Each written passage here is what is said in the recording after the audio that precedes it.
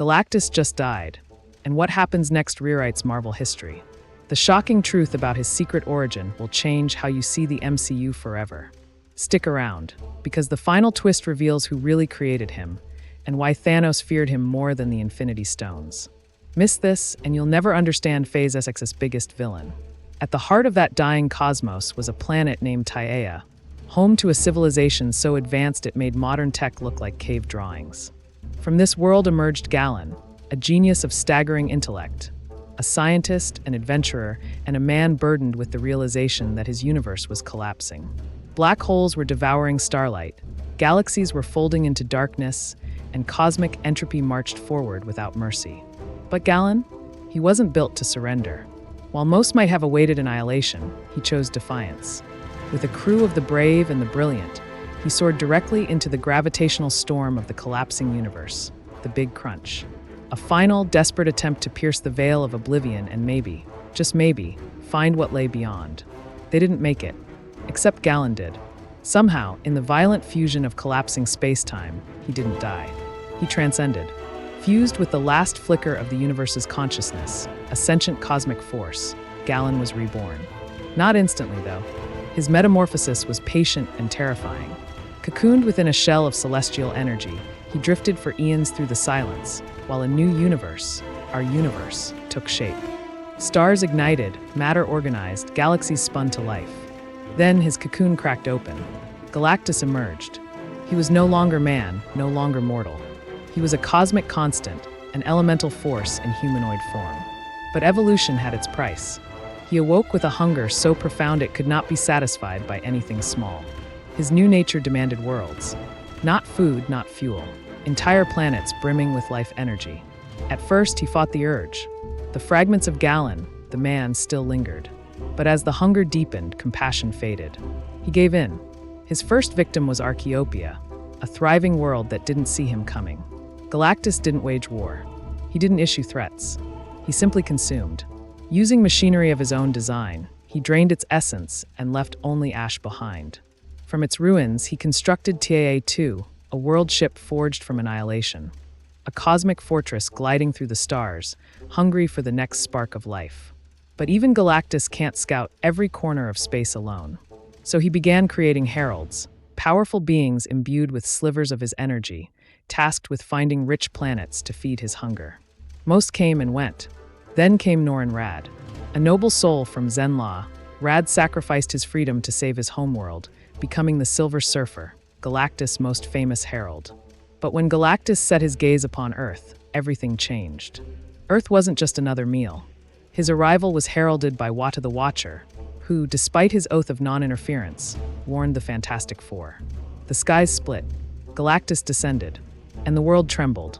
He began constructing his energy siphon, indifferent to human pleas. The Fantastic Four fought valiantly.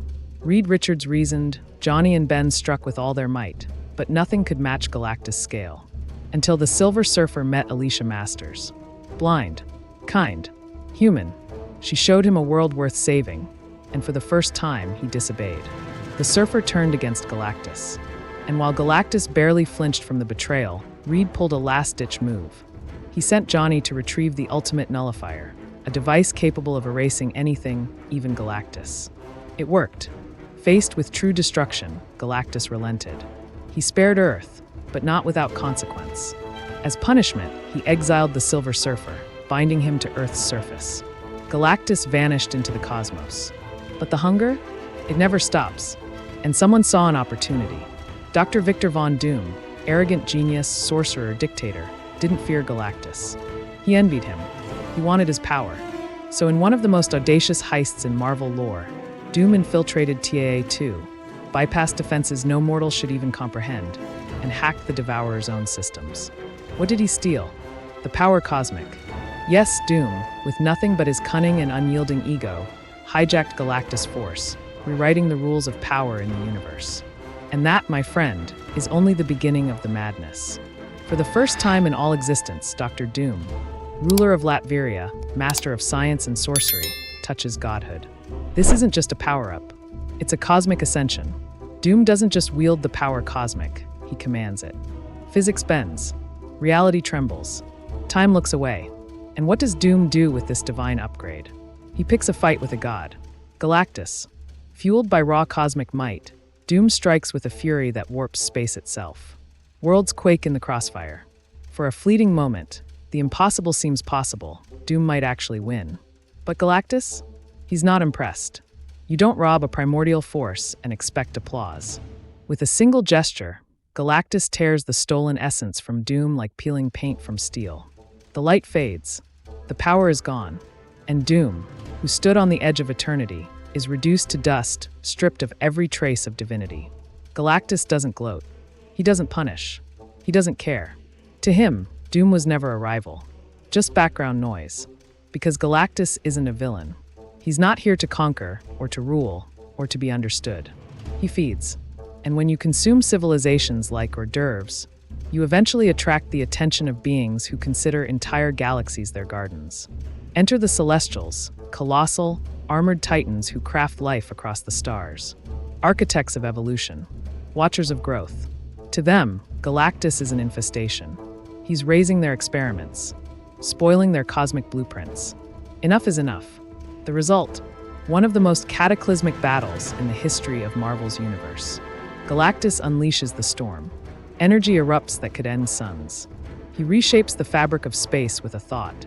The Celestials don't flinch. They hit back. Planets detonate. Nebulas collapse. Light itself flickers in retreat. And for the first time in forever, Galactus retreats. Not destroyed, but humbled. A harsh reminder, even gods have ceilings. But if Galactus is a god, Thanos is something else entirely.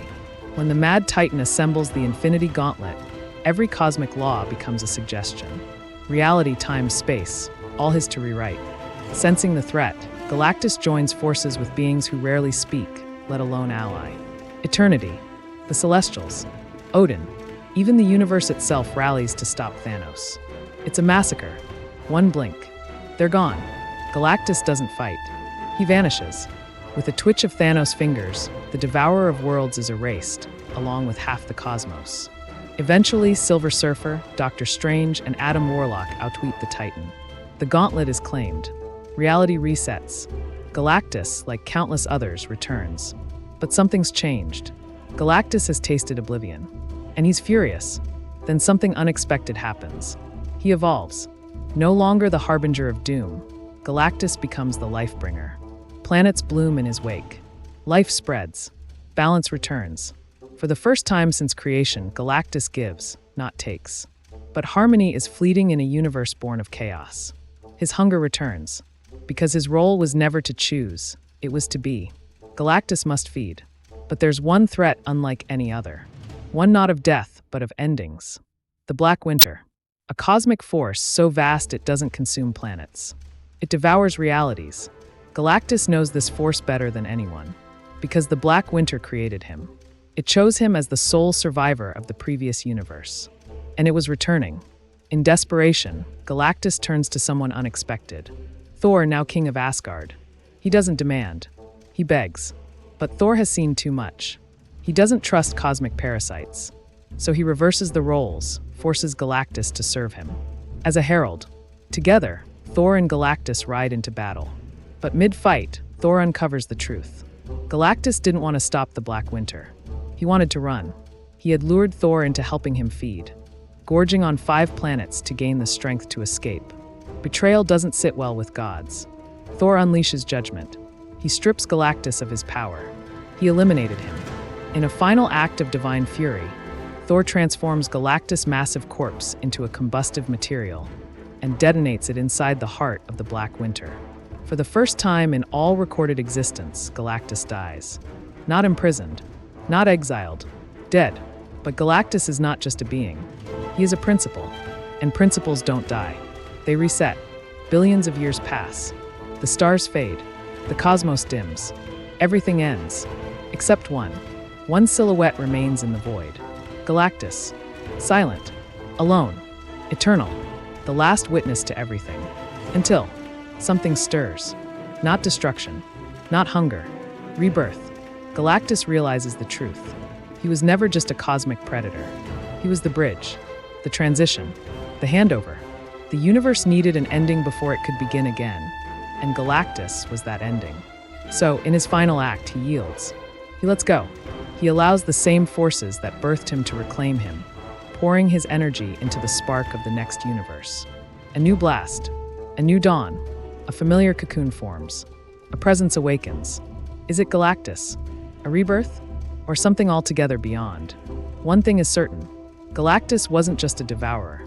He was balance. He was the hinge between death and Genesis. And in the Marvel cosmos, the cycle always returns to him. Because the universe doesn't just need heroes. It needs inevitability. It needs Galactus. Was Galactus a villain or a victim? Should Thor have eliminated him? And what does his return mean for Secret Wars? Drop your wildest theories below.